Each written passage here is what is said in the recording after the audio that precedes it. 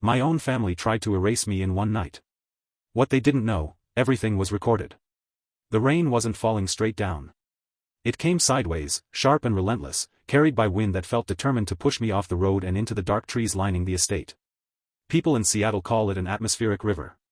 That night, it felt like the sky was trying to erase me.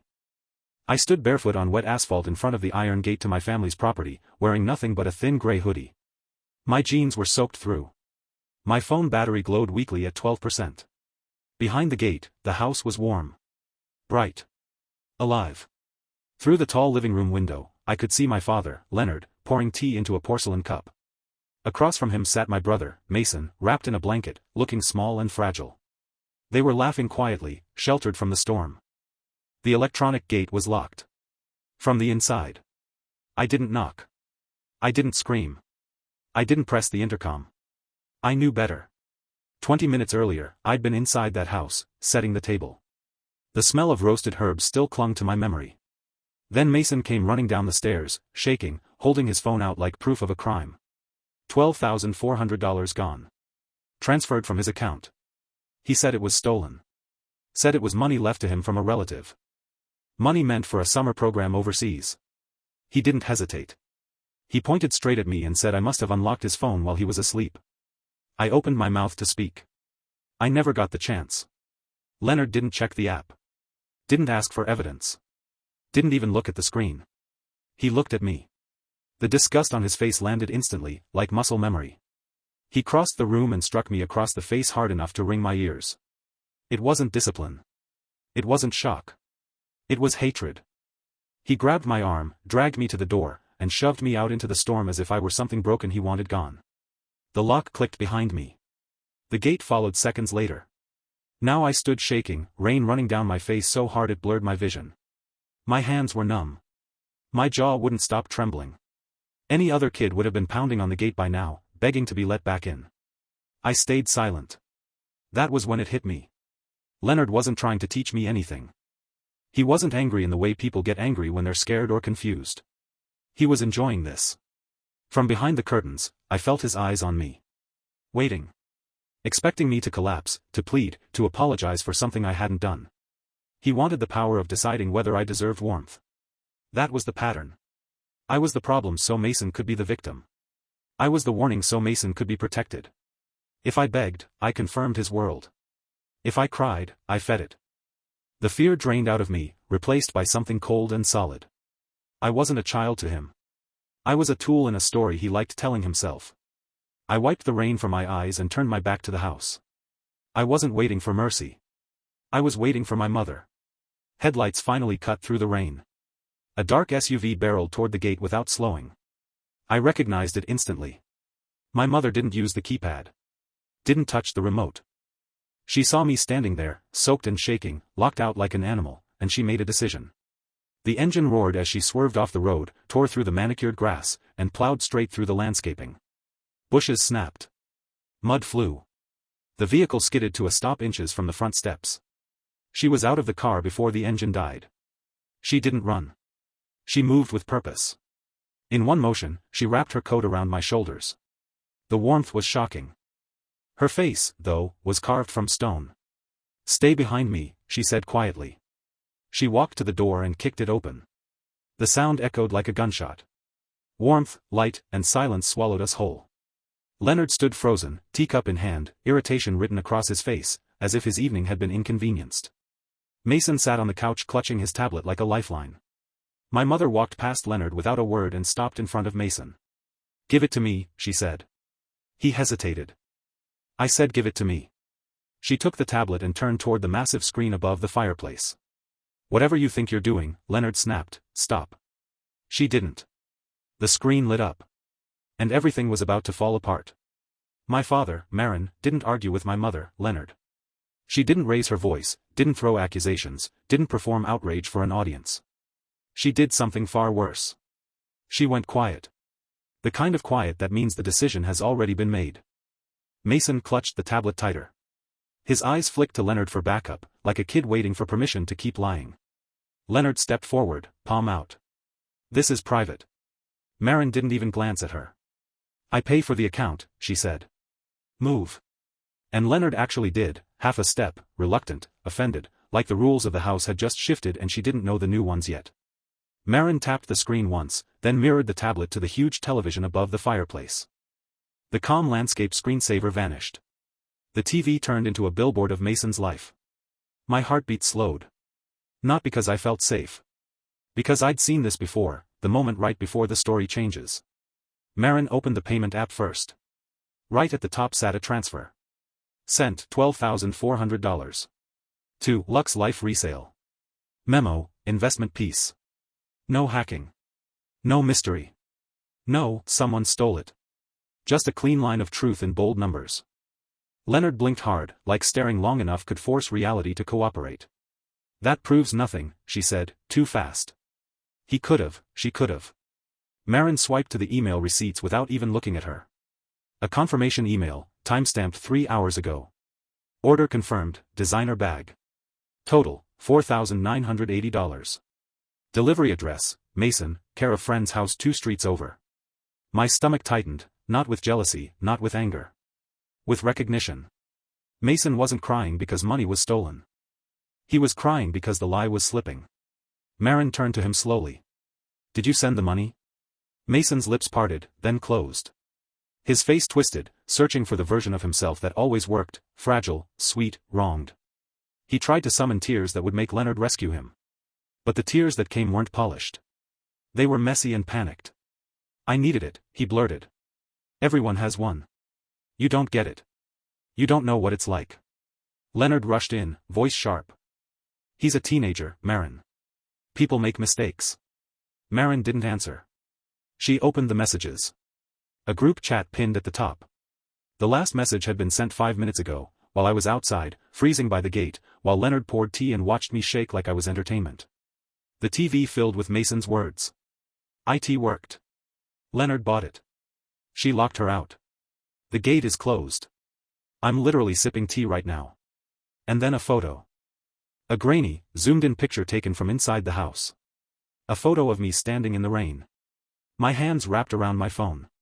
My hoodie plastered to my skin. My face turned toward the road like I was waiting for someone who might never come. The room didn't just go silent. It hollowed out. Leonard's mouth opened slightly, but nothing came out. The script in her head, the one she'd repeated for years, had no lines for this scene.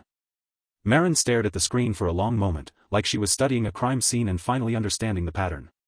Then she turned to Leonard. You said you were protecting this family, Marin said softly. Her voice wasn't loud. That made it worse. You locked a kid outside in a storm, because you wanted to believe him. Leonard snapped into defense. I was teaching consequences. No, Marin said, still calm. You were rewarding cruelty. Mason started talking fast, voice cracking. I didn't mean it like that, everyone makes jokes, she always acts like she's better than me. I stepped forward before I could overthink it, my voice steadier than my body. You didn't want the money, I said. You wanted to close my exit. Mason froze. Leonard's eyes flicked toward me, sharp and warning, like I'd broken the family rule by speaking in full sentences. Marin tilted the tablet again, scrolling, searching. Then she stopped. Her hand tightened around the device. What's this? She murmured. Leonard's face changed instantly. Not confusion. Not surprise. Fear. Marin opened a folder labeled trash. A deleted email sat there, timestamped yesterday. Subject line. Full scholarship, Summer STEM Institute. My throat closed. I remembered waiting for that decision. Checking my inbox every day.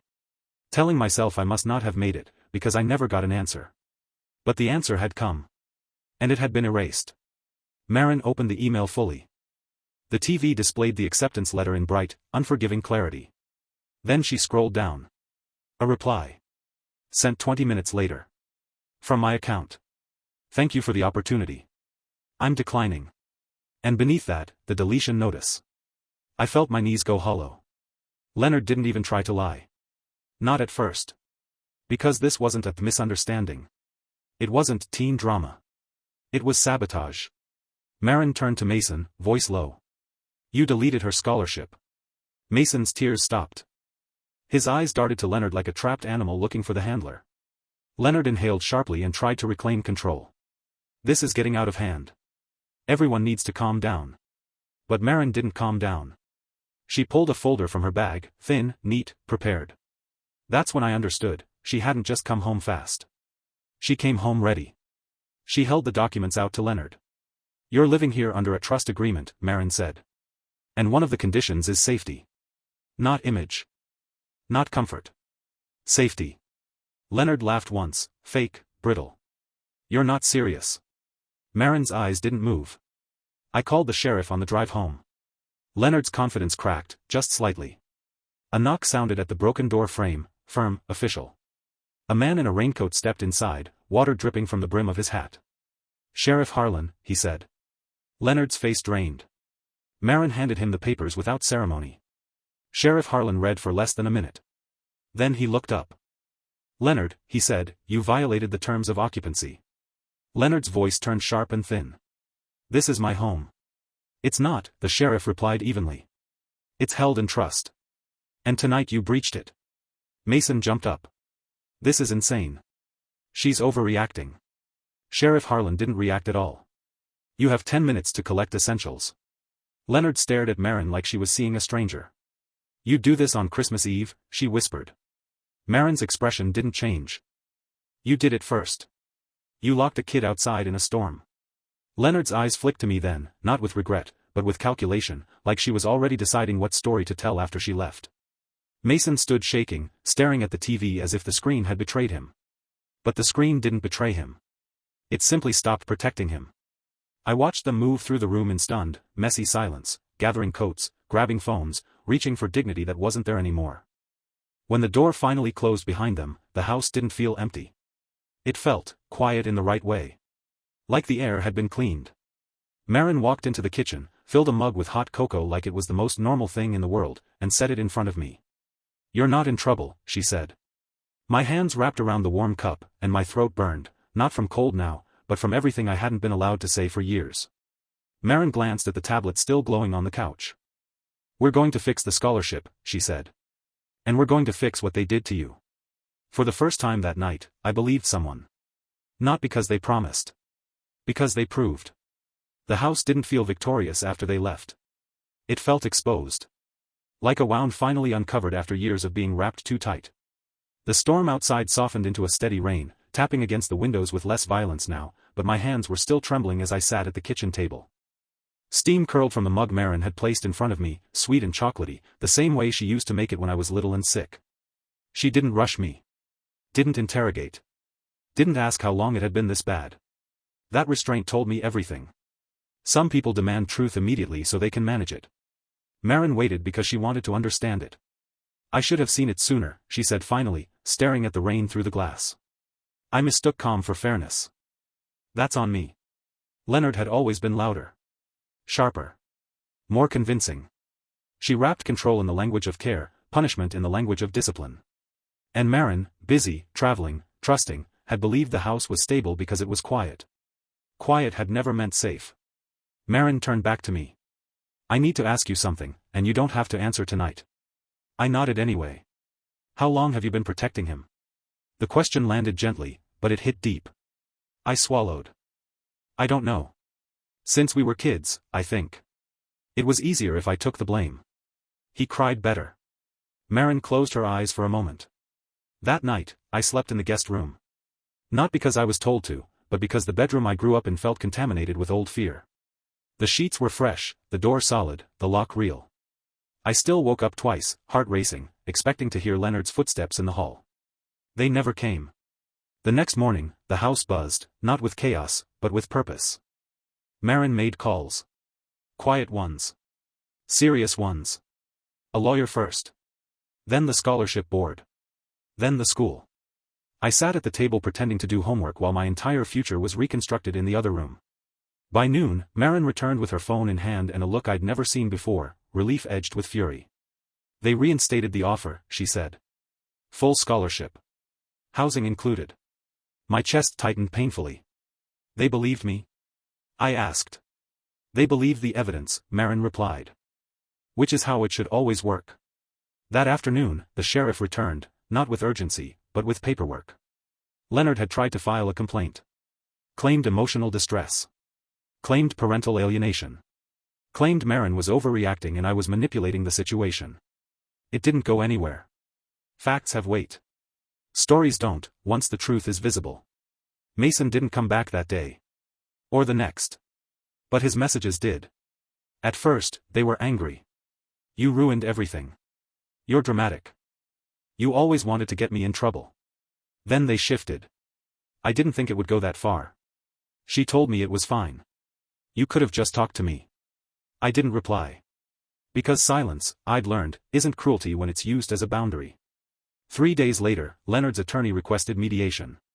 Maren declined. There's nothing to mediate, she said. Safety isn't negotiable. The school counselor met with me the following week. So did a social worker.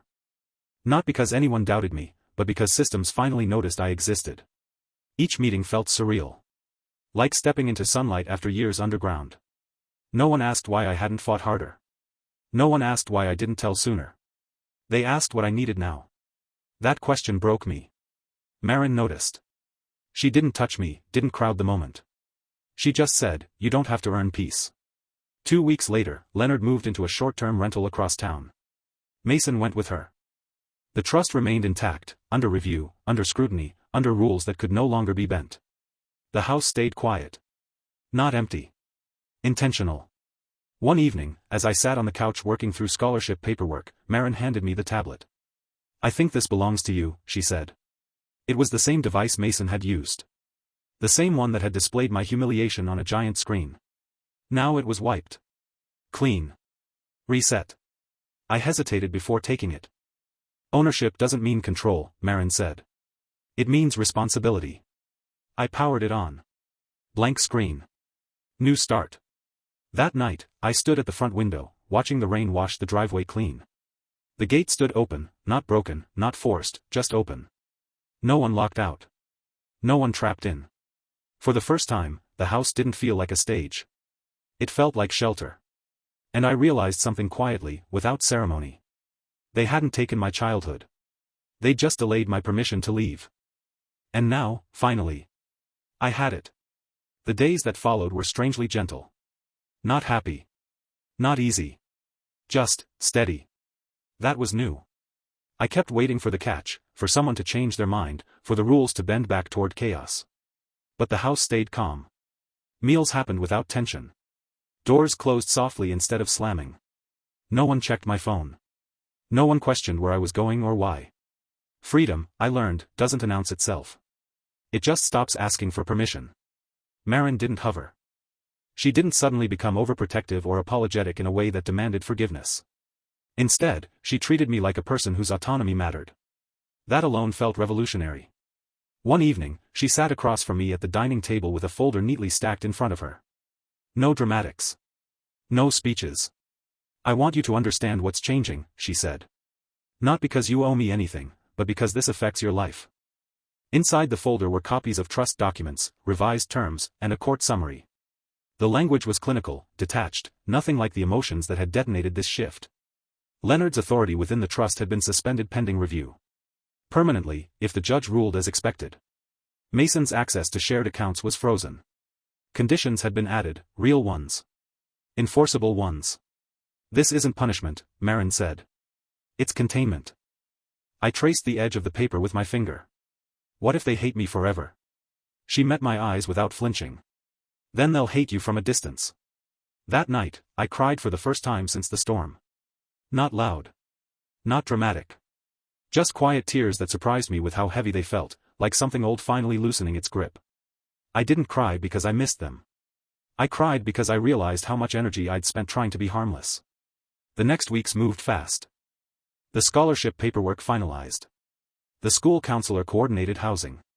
A therapist, one I chose, started meeting with me twice a week. In our third session, she said something that stuck. Children raised in unstable power dynamics often believe fairness is something they must earn by being quiet. I nodded before I realized I was agreeing. Maren drove me to campus for orientation. She didn't walk me in. She didn't introduce herself. She sat in the car and waited. Call me if you want, she said. Or don't. Both are okay. Inside, the building smelled like fresh paint and coffee. People laughed too loudly. Flyers covered every surface. Life, uncontained, messy, possible. I felt small. Then I felt curious. That felt better. 2 days later, Mason sent a message. Not an apology.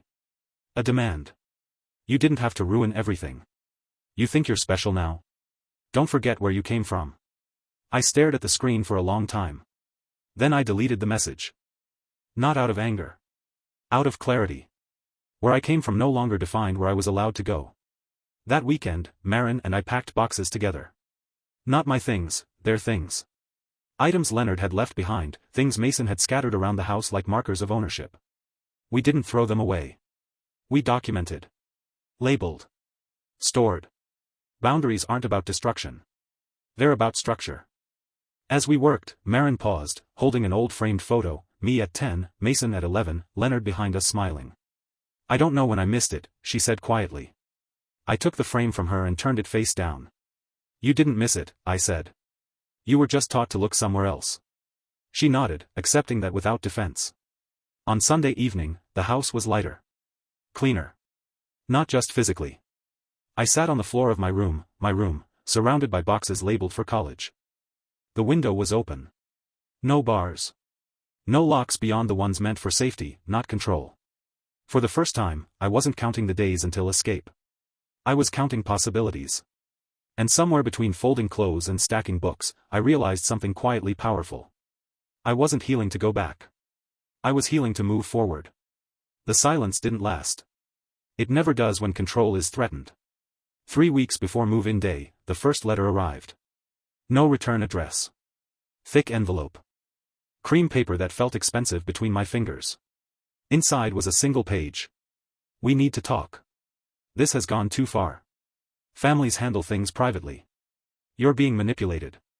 No signature. None was needed. I handed it to Maren without comment. She read it once, then folded it neatly and dropped it into the shredder. They always start with language that sounds reasonable, she said. That's how power tries to re-enter the room. 2 days later, Leonard tried a different angle. He showed up. Not at the house, he knew better than that now, but at the grocery store 2 blocks away. I was loading bags into the trunk when I felt it, that old pressure in my chest, the instinct to shrink. Sierra. His voice hadn't changed. Still calm. Still confident.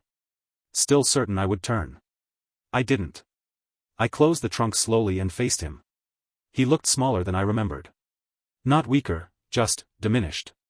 Like someone used to being obeyed who had forgotten how to stand without it. We should talk, he said. You're making decisions you don't fully understand. I waited. Silence unnerves people like him. It removes the mirror they rely on. This isn't how families work, he continued. You don't air things out.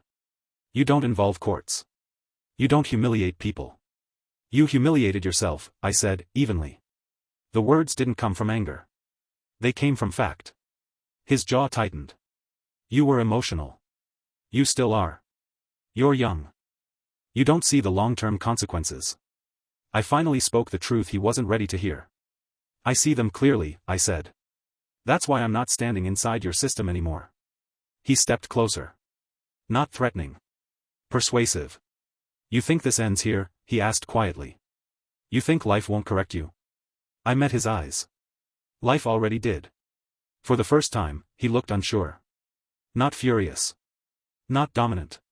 Just unsure. He left without another word. That night, the emails started.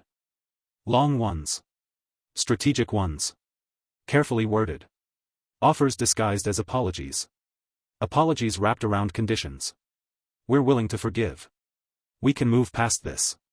You don't want to be alone. I didn't answer. Maren didn't answer.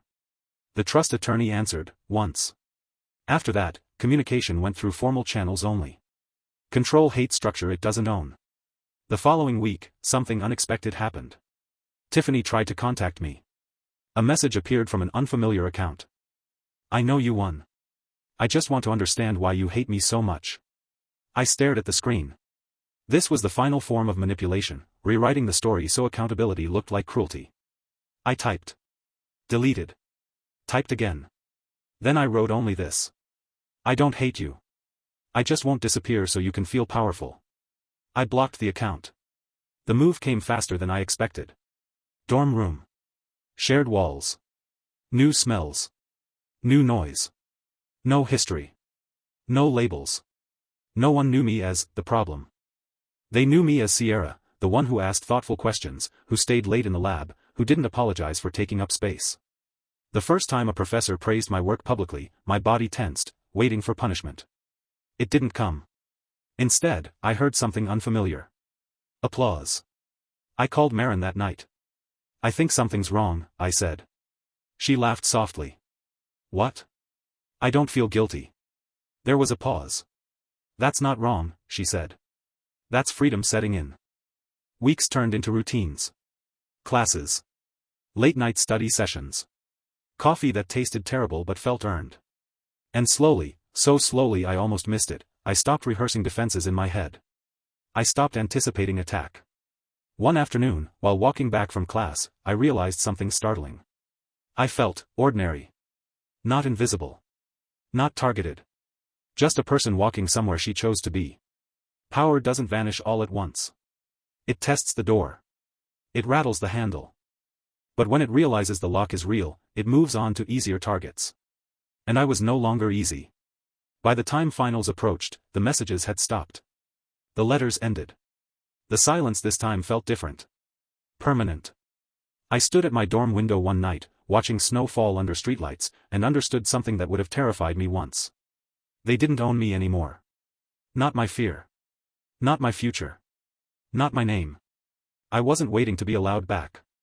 I wasn't hoping to be missed. I was building something that didn't require their permission to exist. And that realization? That was the moment power truly changed hands. The first real test came quietly. No confrontation. No warning. Just an envelope slid under my dorm door during finals week. My name typed.